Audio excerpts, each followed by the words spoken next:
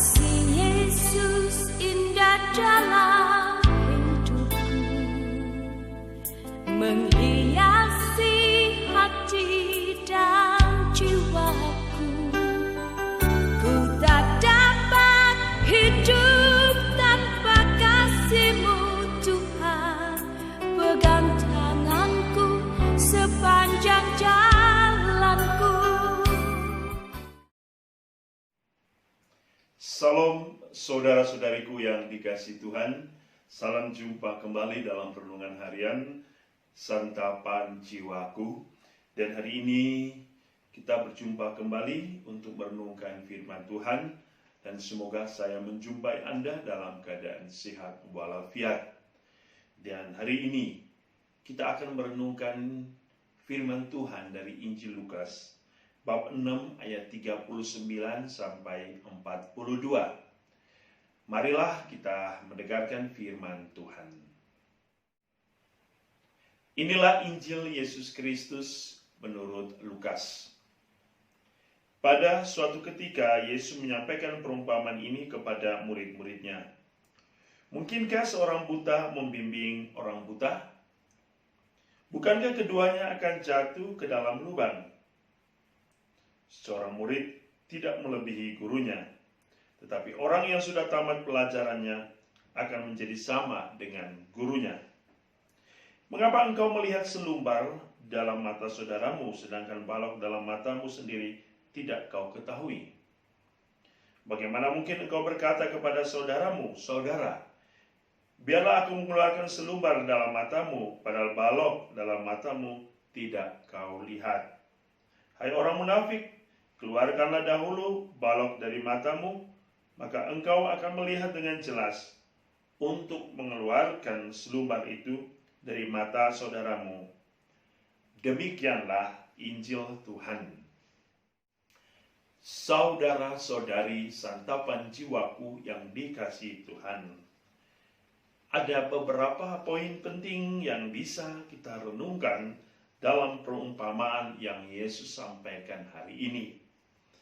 Yang pertama, Yesus memanggil kita untuk membersihkan mata hati kita, mata jiwa kita, mata pikiran kita, agar kita mampu melihat, mengerti, dan memahami dengan baik apa yang ada dalam hidup kita. Mungkinkah seorang buta membimbing orang buta? Kebutaan menutup setiap orang untuk melihat dengan jelas.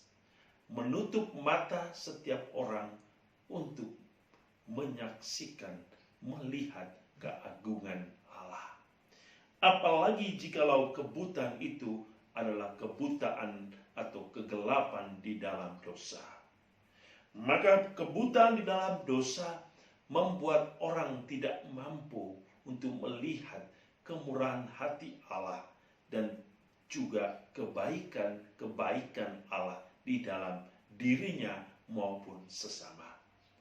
Maka Yesus hari ini memanggil kita semua untuk pertama-tama menyembuhkan kebutaan kita, agar kita mampu melihat kebaikan Allah dan kita mampu menuntun setiap orang pada jalan yang benar.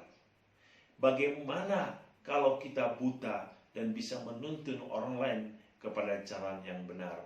Maka kita akan sama-sama tersesat dan jatuh. Setiap pendosa kalau tidak kembali kepada Allah, maka ia pun akan jatuh ke dalam kehancuran.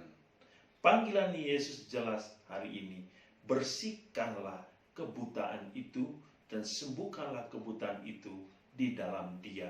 Sebab hanya dalam Yesus ia mampu membuka kembali mata hati kita, mata jiwa dan pikiran kita untuk melihat dengan jelas kebaikan Allah.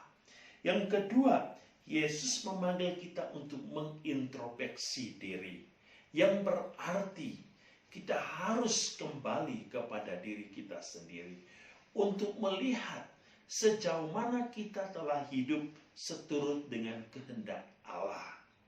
Yesus mengatakan, bagaimana mungkin engkau bisa mengeluarkan selumbar di mata saudaramu, sedangkan balok di matamu jauh lebih besar.